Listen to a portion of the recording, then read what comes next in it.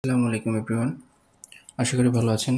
আজকে আমি যে বিষয়টা দেখাবো সেটা হচ্ছে নামজারি আবেদনের সর্বশেষ অবস্থা। মানে আবেদনটা এখন কোন পর্যায়ে আছে? মোটামুটি আমাদের সরকারিভাবেই দেওয়া আছে যে 28 দিন লাগে। তো এর মধ্যে প্রসেসটা কখন কী অবস্থায় থাকে?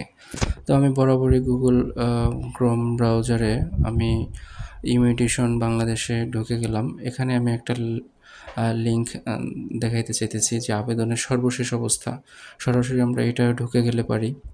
তো এইটায় ঢুকে যাওয়া ছাড়াও আমরা কিন্তু যেই ওয়েবসাইটে নামজারি আবেদন করেছিলাম immigration.gov.bd, তো আমরা সেই ওয়েবসাইটে ঢুকেও কিন্তু ওখানে কিন্তু যেখানে নামজারি আবেদন আছে তার পাশেই কিন্তু আবেদনের সর্বশেষ অবস্থা আছে। আমরা চাইলে এখান থেকেও ঢুকতে পারি। তো যাই হোক, আমি এখান থেকে ঢুকে দেখাচ্ছি। প্রথমত আসবে বিভাগ আমাদের সিলেক্ট করে দিতে হবে। আমার ঢাকা বিভাগে আমি দিলাম। তারপরে আবেদন আইডি 7 ডিজিটের একটা আইডি নাম্বার থাকে। সেই 7 ডিজিটের আইডি নাম্বারটা আমাকে বসিয়ে দিতে হবে। এটা কিন্তু আবেদনপত্রের উপরেই থাকে বা আপনার মোবাইলে কিন্তু আবেদন করার সময় মেসেজ আসছে এবং মাঝে মাঝে কিছু মেসেজ দিয়ে আপনাকে এই আবেদন নাম্বার দিয়ে আপনাকে বোঝানো হয় যে আপনার অবস্থা কোন অবস্থায় আছে, এবং আপনাকে কিন্তু হেল্পলাইন থেকে ফোনও করা হয়। যাই হোক, 7 ডিজিটের আবেদন আইডি দিয়ে আপনাকে আপনার জাতীয় পরিচয়পত্র নম্বর দিতে হবে। জাতীয় পরিচয়পত্র নম্বর মানে যার ভোটার আইডি কার্ড দিয়ে করা তাকে, মানে প্রতিনিধির। তারপর যোগফল বসানোর পরে আমাকে কিন্তু সামনের এই ইন্টারফেসে চলে আসবে। উপরে দেখানো যাচ্ছে যে নামজারি আবেদন নম্বর।